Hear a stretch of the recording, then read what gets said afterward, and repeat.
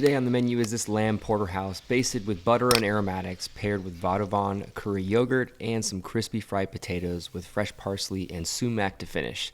This is a lovely dinner any time of year, so let's get into it.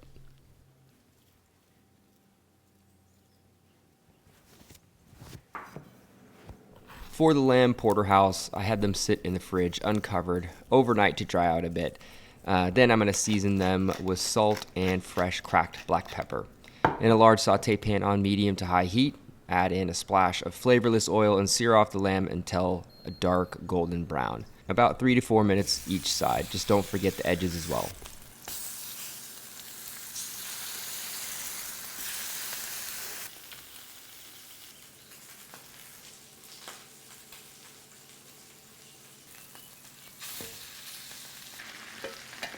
At the very end of cooking the lamb, you're going to add in a knob of butter along with some crushed garlic, rosemary, and thyme. Then you're going to baste it for about 1 to 2 minutes.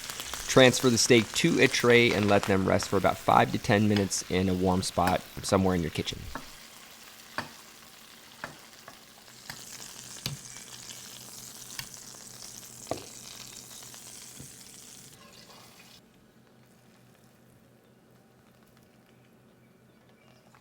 For the vadouvan yogurt, just mix together whole yogurt or sour cream depending on what you like, lemon zest, sumac, and some dried vadouvan curry powder. Give this a really good mix and place it in the fridge until you're ready to use.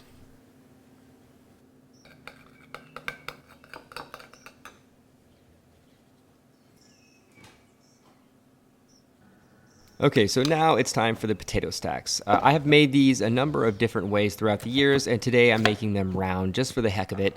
Yukon potatoes or russet potatoes both work, but russet is a bit better because the higher starch content in them keeps the stacks together a bit better.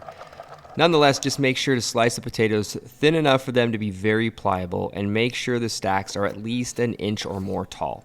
Cut out the stacks with a round metal cutter. Then you're going to double fry them in flavorless oil that's at 425 degrees Fahrenheit until super golden brown. And then at the very end, just make sure you salt them to finish.